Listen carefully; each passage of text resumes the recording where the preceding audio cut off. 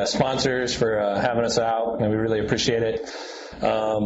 I don't know if I thought we were starting with some questions, but I'm going to just I'll go through the list of stuff that we're going to talk about: product sourcing, why I chose the domain name I picked, and how I ended up selling razors online. So originally started off sourcing products from places like China, Pakistan, lower end quality stuff, and it was a complete. I'm going to give you guys a recipe for how to be successful in e-commerce. And what I think you're really going to want to know about is v-commerce, not really e-commerce. E-commerce is changing, and as we move forward in that change, you have to be able to pivot and adapt to the new changes. Amazon's really changed the marketplace. If you're selling a product that you're buying from a wholesaler, or you're bringing in from China or from anywhere in the U.S. or outside the U.S., and it has a UPC code, there's a good chance that somebody's going to sell it better than you on Amazon, and people are going to be more confident in buying that product on Amazon.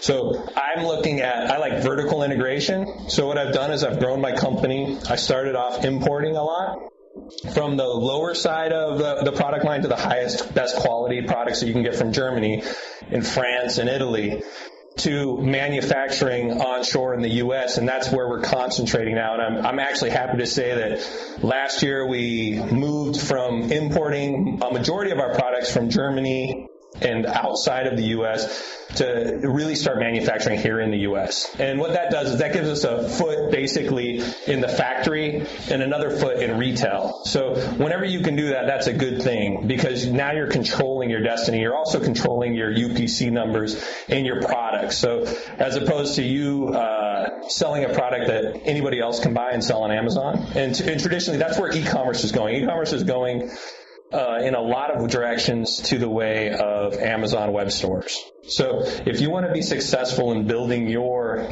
.com into a viable product or a viable store, I think your best bet is looking into manufacturing. And now that's a tough thing, because as a manufacturer, the overhead for doing v-commerce is much higher than e-commerce. However, in a day where everybody drop ships and does these things, you have to look for a niche where you can manufacture, whether it's in the U.S. or offshore, and create your own product line, be able to build your own brand, and then buy traffic or buy media in a way that's successful. So I started off of $1,000 media buy with it's like deal sites. I like deal sites because they're a brutal way of finding out rather fast if whatever you're looking at doing is going to be successful. I'm going to give you guys a lot of data in a short amount of time. So I worked with places like Slick Deals, Daily Steals, Woo, things like that, to test product markets. Now, in those product markets, there's 70% male demographics. So obviously I was looking for products that would be appealing to those males. What a partner of mine, what we did is we bounced for 2 months. We launched a new product every week on different deal sites, and we saw what stuck and what didn't stuck. We actually had a prize for who failed the worst. And sometimes products don't sell, and I'm going to be honest. I've helped a lot of entrepreneurs in the last couple of years who have spent hundreds of thousands, sometimes north of 7 figures, on a product that they haven't even done their market research on or market testing, and they're coming to me asking me how I can help them sell that. There's just no way to sell certain products. And some products, what we would do is we'd often build a prototype, make sure we can make it work, test the product on the market before wasting tons of money in sourcing and if it bombs, we sell 5 or 6 on $1,000 buy. We know we have something that's just not appealing. You think in your head sometimes this is going to work, and it fails. Other times you're surprised you hit a home run, and on $1,000 media buy you sell $40,000 worth of products, and you're like, I got 1,000 orders I got to fulfill, and then you start the manufacturing side of it. So when you're looking at that style of thing, what I would always recommend people to do is do your market research first. Don't develop a product. A lot of times you get a lot of bad advice or sideways advice from friends, family. Get the real advice. Start buying AdWords first. Set up a mock site. See how it converts. And dial in your ad buying. You can always refund sales. Whenever I had a bomb, it's really easy to refund the 15 orders that you got on a couple $1,000s of media buying, and know that's not a winner, or that's not, when you know your market, you know what they're going to like, and they're going to respond with 16 digits expiration date and checking out, and that's the end game. I think it's really important as domainers to understand that the people we want to sell our domains to, if they're great domain names, I have a small little test study I did with a really solid 4-letter category killer domain. By building a site around that domain name, showing that, building interest on Facebook, getting social virality, and actually having engagement in sales, you become a viable threat to your competition. They look more at you now as not a domain name, but as a competitor. And that's going to, in a day where a lot of times names are, going down sometimes in value, some of the .coms are not seeing the sales that they would see. It lends a lot of value to your domain name. So development is, I think, key in a lot of ways in market disruption. So my little world that I'm in is just a shaving world. It's like selling wagon wheels. But it's a unique world where it's controlled by a couple major players. And if you're disruptive enough, a lot of people are looking for alternatives in all different types of categories. And there's this whole made movement. It's made in the USA is pride of buying here, buying something that's made here has become really big. And people are we're going back from, it's funny because King Gillette, who actually established the kind of the razor and blade, or what you may know of as the printer and toner world, where you give them the product and you charge them on the consumable. So that business model was really pioneered by King Gillette in the early 1900s, where he moved people from a superior product like a straight razor, which would last for a lifetime and never need, a replacement, to a product where you had a razor and a blade.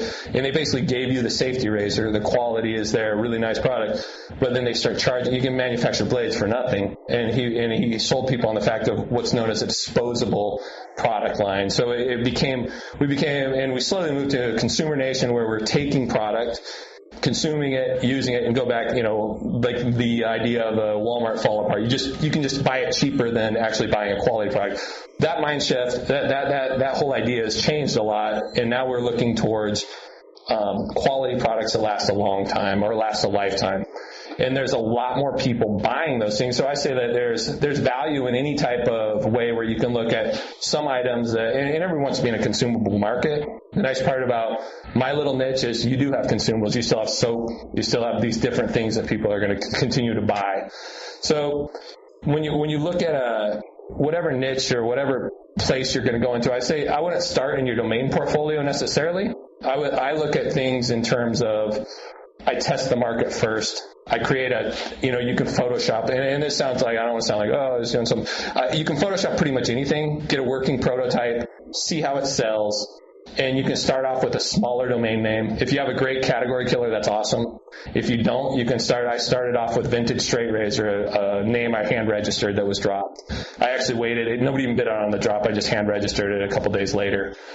And I built that business up, and then I went and I originally met Mike at it was Domains or WebFest, it was Domain Fest in Santa Monica about a year ago, and at that time I'd been negotiating the whole time for Straight Razor and straightrazors.com. I'd already picked up the plural straightrazors.com, and then I ended up finalizing a deal there with Frank for Straight Razor. My good buddy Braden definitely pushed me to get those, to tie up that category, and a lot of other domain names in that area. Straight Razors paid for itself within the first month of buying it. Yeah, thank you. And Straight Razor, the singular, honestly, I haven't done anything with it till this year. I set up my company a little different. I'm setting it up as a shave network. I manage it as a marketing guy, kind of overseeing those different sites. And Straight Razor paid for itself in a couple months. And so when you have the product line, when you can manufacture, and I think that's going to be the key. I really say that everybody should look at, if you have a UPC code on whatever you're selling, Amazon's probably going to kick your ass, because everybody else can go out and wholesale that or buy it. And now you're dealing with something, whether you take your great photos, you put them up there on the, you do market syndication into spots like Amazon, everybody is going to use your photos. It's public use at that point. So you got to control your brand, build a brand, find the product that you like. And if you can manufacture, that's where I would encourage everybody to go, because that is the way that you're going to separate yourself when they can't find it on Amazon, but they want it, or you're the only person that's allowed to sell it. You can control your brand. Amazon's really cool about being able to register your brand and control it. And when you're the only person that can sell it, then you don't have to worry about the outside competition, and you can price Amazon accordingly to where you could still, if I have like let's say an 8% conversion cost for my customer acquisition. So it's better for them to buy from my store than pay 15% to Amazon. So those are things you want to be aware of as you're growing. And I think product sourcing is very important. It's really easy at first to see if you're in an area where this is something that is viable. That's the first thing you want to do. Find out if the product's viable, if there's a market for it. After that, you'll want to move into is it something that people want to purchase, or you can sell, a significant account from there? You move into, baby step. If you're going to look at self-funding, and that's what I believe a good business is going to fund itself. You can slowly fund yourself, and you can grow that business. There's a certain time with vertical integration, it's expensive because you're buying manufacturing stuff. You're spending money on CNC, you're spending money on water jets, you're spending money on grinding, a lot of infrastructure. It's heavy, but it pays off in time, and you actually are able to control your brand and your destiny. I'm really big on that, and I would encourage people that are looking at e-commerce to look past drop shipping, to look past, even wholesaling or buying from wholesalers, and to look into products that they might be able to manufacture and that they're passionate about. I'm passionate about those products because they have high margins. That's, I can get excited about pretty much anything. Yeah, let's face it, it's not, razors are cool, you gotta shave. But at the end of the day, 70% margins are great too, and that can help fund vertical integration. So I like to look at, if I'm gonna give you guys like a little tidbit of information, I look at products that are small, that are easy to stock, easy to warehouse, easy to ship, easy to handle, and have high margins. So if it fits in a small flat rate box, I love it, because that's the best product on earth. Especially when you have high margins, it's just a great thing to do.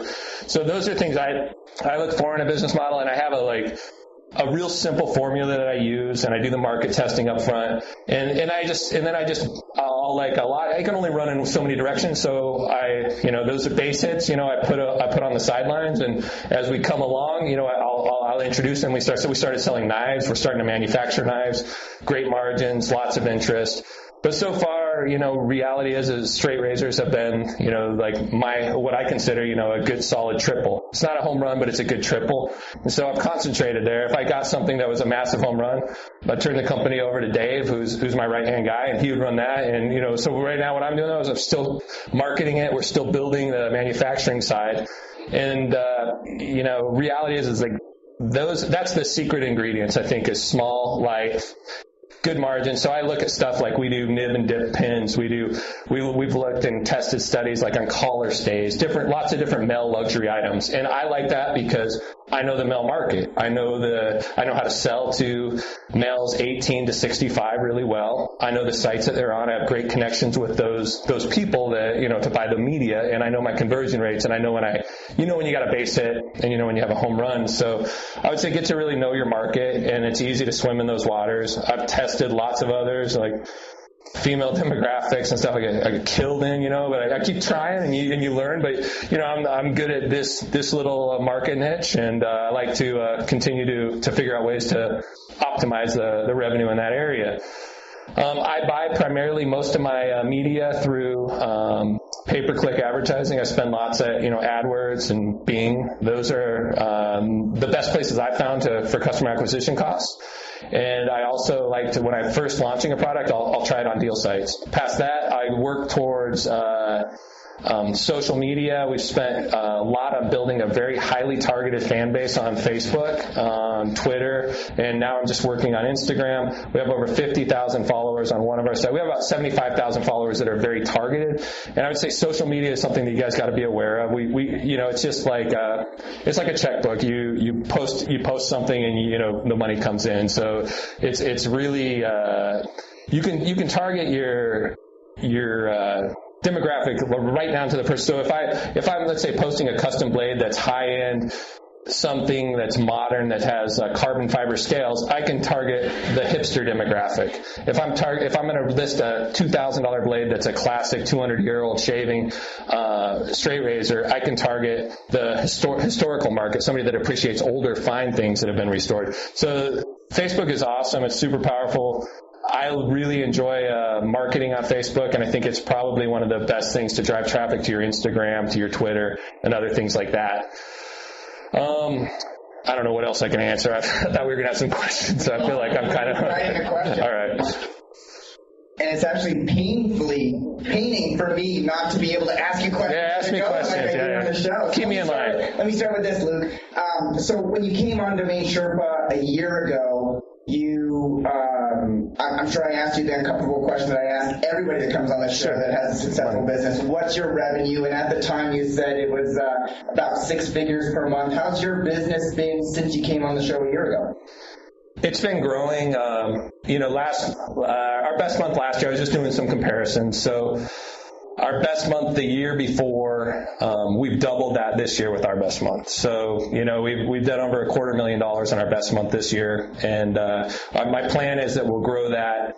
I'd like to see it double again this year. So, and I think we're right on the steps where we're gonna, with the manufacturing in the house and our production capability going from 200 razors a month to more like 4,000 and 5,000 razors a month, we're gonna see massive growth in the next couple of years, and that's my goal there. So, great. There was a news item, I think just a couple days ago, I think you posted it on Facebook, which is why I noticed it, that the razor market, for those of you that don't know, it seems to be pretty hot. There's a 10-month-old startup named Harry's that landed $122.5 million in funding by a 93-year-old factory overseas and take on the shaving heavyweights Gillette and Schick. Have you thought about taking on funding as well to be able to grow as fast as some of the startups in the marketplace? It's something I've definitely thought about a lot about it. And early on, it was something I really wanted to do more so. And now it's like I try to keep as much as I can. But I do like fast growth. Harry's is a really awesome story. I think, it really wakes people up to just how big this market. So moving back, when I looked at the market, I had been in real estate, a lot of other things before. The market growth has been like 40 to 60% every year for the last 10 years. It's just the alternative male shaving luxury market is huge. So for me, I really like that. I think the Harry story is compelling. What they've basically done is vertical integration. They took the person that they were buying their really nice razors from and bought the factory. I think that's where people need to look at going. It doesn't have to be on that level, but if you can get on that level, life's going to be great. So, and that's very similar to what you're doing by manufacturing your own blades and bringing it to the U.S. and working on your CNC and getting your own equipment. 100%. I cut out, I would say, about 90% of my German sales, which accounted for, a large sum, probably made $400,000 or $500,000 in sales the previous year, and I've replaced that with my own product, which I have better margins on, a lot better margins on, and I think that's the steps that people want to go. You can baby step into that, or you can raise $122 million venture fund and do it that way. All right, let's go to the audience. What questions do people have? Raise your hand. Yeah, right. You've got a sweet spot for the size of product that you like to sell, and I'm wondering if you have a sweet spot for the price range that should be found as well. Yes, very much. I like to have products that are priced, and this is kind of weird. $39.99 is kind of the low end, up to $2.99. So it's a big sweet spot. But these are people with disposable income. They have nothing better to do really with their money, and you put something in front of them, and I call them consumer boys. They got to have it. And every guy that's it's different markets, but every guy needs to have a straight razor, and whether they're the single, it's really easy to prey on the single guy that wants to look cool. So the hipsters. Who's got another question? All right, David. Hi, Luke. This has been really informative and interesting. I'm just curious, do you have an exit strategy in the next 3 to 5 to 10 years? Are you looking to build this up and be acquired?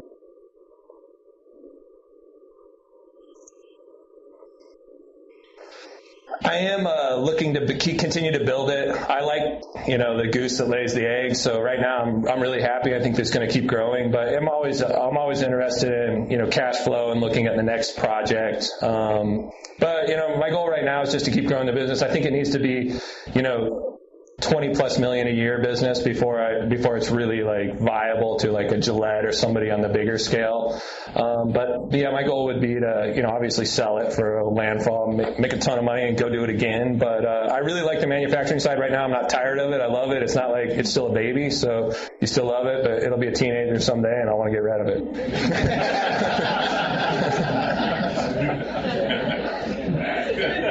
Hey, Luke, thank you very much for your information. But I had a question. Is the majority of your sales through paid advertising right now? Yep. Yes. And if that is the case, would you be open to drop shipping if I wanted to sell your product? Sure. Yeah. Hey, look, that's an interesting question because being an SEO guy, I know the power of SEO, but when I talk to you, you're like, forget all that SEO stuff. I don't care if I have an exact match domain that people type in. I'll go buy it. I'll buy it low. I'll sell products high. I'll make my return. Are you looking to diversify your strategy or are you sticking with what's working? Okay, I owned a company, a tech company that was built around SEO and mass domain development for domainers like myself. And SEO is a moving target. It's not a sustainable. It's not a sustainable play for somebody that actually wants to be a viable e-commerce or e-commerce businessman. You can't build your business on something where Google's going to change an algorithm or somebody else does something stupid and gets you delisted. Even the nice part about SEM is I know what I put in. I put in this money and I get back this. So I'm big on SEM. I do think SEO is important, but it's a bonus. Anything you get from SEO is a lift and it's free. Pay for your good traffic, learn your customer acquisition costs, dial that in, and that's really so. Now, the key thing about an exact match domain name, as Michael's had, people on the show, is it Cars Insurance or Car Insurance? Carloans.com.au, stockphoto.com. Yeah, Stockphoto, the recent one. My ad buying, because I picked up Straight Razor and straightrazors.com, is for me, it's not 60% less, but it is like 40 to 50% less on those sites. So I can crush my competition and those are the best keywords for what I do, for one portion of my site or one portion of my business. So that's really worth doing. Like having the exact match when you're buying media is very nice on Google, with AdWords. Any other questions?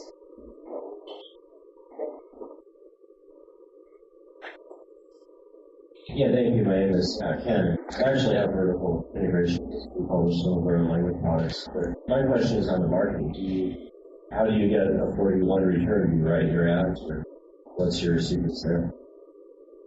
Yeah, Luke, we want to know all the secrets of SEO. All right. Now, I want to know. All right. So ad copy is one of the most important things you can do. You need to always be doing A to B testing. There's tons of great stories about it. New York Times guy buy ads for 50 years, never beat his one-liner that he would send out. Finally, he had a B test that beat his A test for conversion rates. Always got to be A to B testing. A good business owner is going to be watching the bottom line. Is going to be knowing what his customer acquisition costs and always trying to improve it.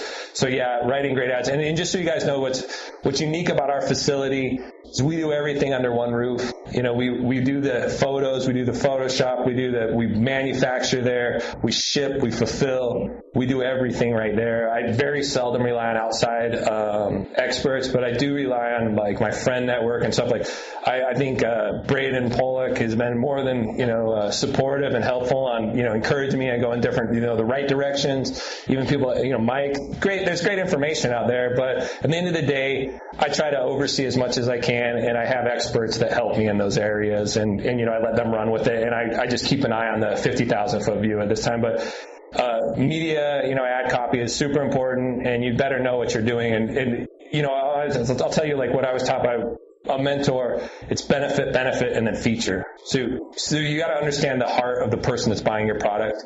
The average person is all self-consumed. So as a consumer, what they're going to be looking for is how does it benefit me? How does it benefit me? So once you play to that portion of their heart, then you give them a feature that makes them say like, oh, it's good, and it's good for me, it's good for me. Then you give them a feature that says, and I'm saving the environment, or and I'm doing some good, because that seals the deal. And so that's what I've always done, and it seems to work really well on my testing. What's the name of that person that for a year I've been trying to get the name of his mentor. Any last questions? Yeah, Sam. Hey, Luke, I was wondering, do you actually use your razors on your head? And do you straight razor it? Yeah. I tried once. I tried one. I used it on my face, but I tried once. I could do this area, but I have a mole back there that's not too happy about it. So. All right. Last chance for questions. Any others? All right. Help me thank Luke and